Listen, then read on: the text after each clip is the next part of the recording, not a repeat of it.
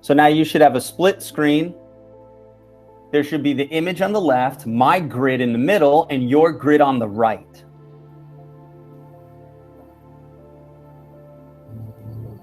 The video you just watched is a pretty graphic video. The video depicts a way in which the Aztecs displayed their power to their people, the Aztec leaders. It's a method in which they displayed power to people in order to influence them, so the people would follow the Aztec leaders. So based off the video you just watched, now we see an image that reflects that video. And we definitely just viewed a reflection of human sacrifice in that video. So what do we see in the image? Well, the first thing that pops out is this huge architectural, this monumental architecture, this huge structure. It looks like a giant temple. And what actions, what would people usually do at a temple? Well, they would do some kind of religious prayer, right? Or they would do some religious traditional actions at the top of a temple. So the video you just watched reflected the actions at the top of this temple. And then what you have here, all these little dots are the people, the followers, and they're all organized and lined up. So we have some monumental architectural structures here that reflect religious tradition. And the people in the video looked so influenced by this religious tradition. So religion and monumental architecture were methods that the Aztecs used to gain power over their people.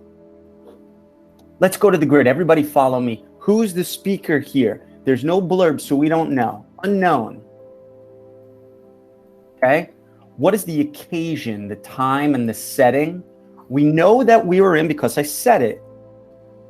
We know we're in Mexico, but what is the time? Well, it's in the grid. 1428 to 1521. Make sure you're following me and you're typing as I'm typing. 1428 to 1521.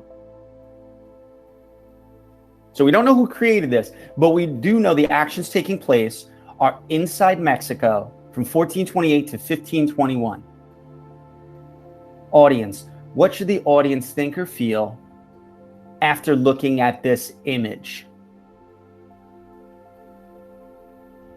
Well, who would be the audience? The audience. People seeking knowledge about the Aztecs.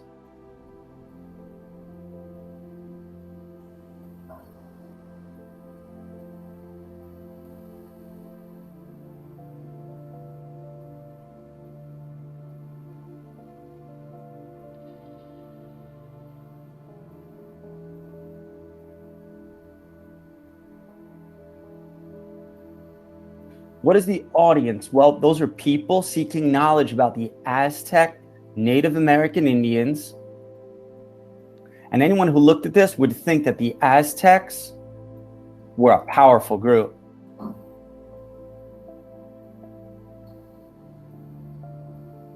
They were a powerful group.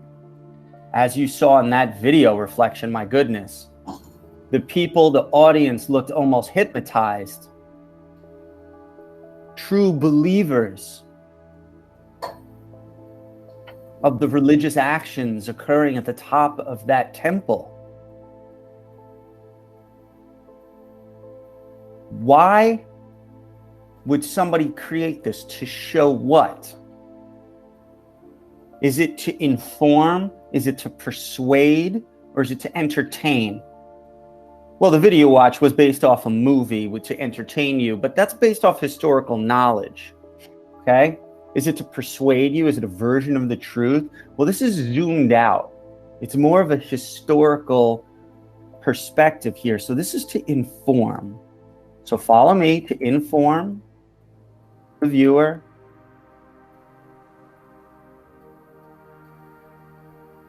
of how the Aztecs influence their people. Let's say displayed power and influenced. And influence their people.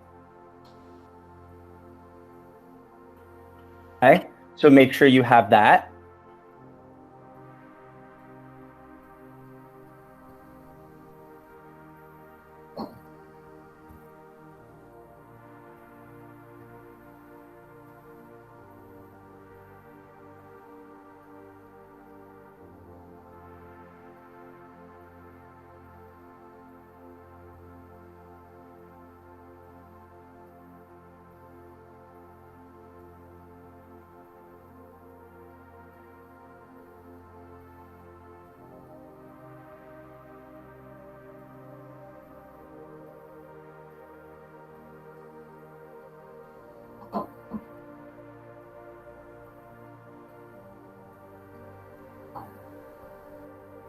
So what is the meaning or the message here? And I'm highlighting this because this is the most important, and this is what you do for the others when you figure out what it is. Well, what is the message in this image? The Aztecs, they used monumental architecture, those huge buildings, those religious temples, and religious ceremonies at the top of the temples, human sacrifice, to gain power and influence over their people. That's what you need to have typed in the message right here. Religion and architecture. So in other words, the ancient Aztecs believed in several gods. One of those influential gods was a god of the sun. And they believed that god of the sun provided life by allowing vegetation to grow out of the ground. And they believed if the god was angry, the god would not allow food to grow out of the ground. So Aztecs believed that they would give something up to prove to the god they loved and respected the god. And they started small. Maybe I won't eat dinner and I'll just put my dinner next to the object that symbolizes the god to say, hey, I really care about that, but I'm not going to eat it to prove to you how much I care about you, oh sun god. Oh, it still didn't rain. Okay.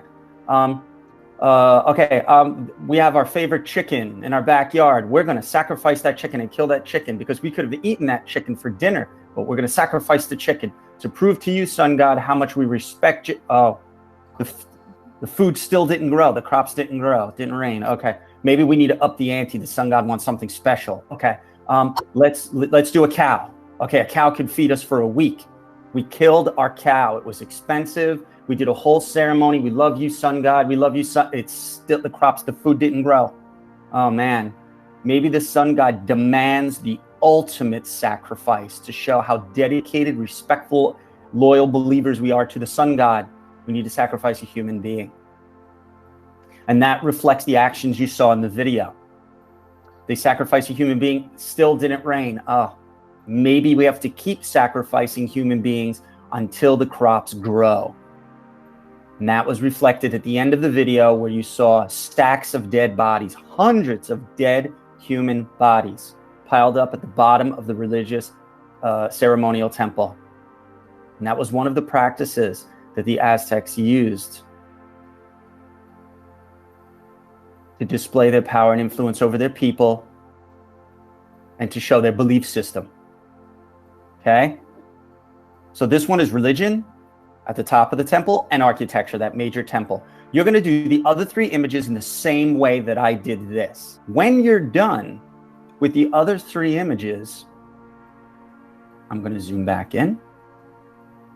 When you're done with these other three images, you're going to come down here and draw three conclusions. Well, one is power through religion and architecture.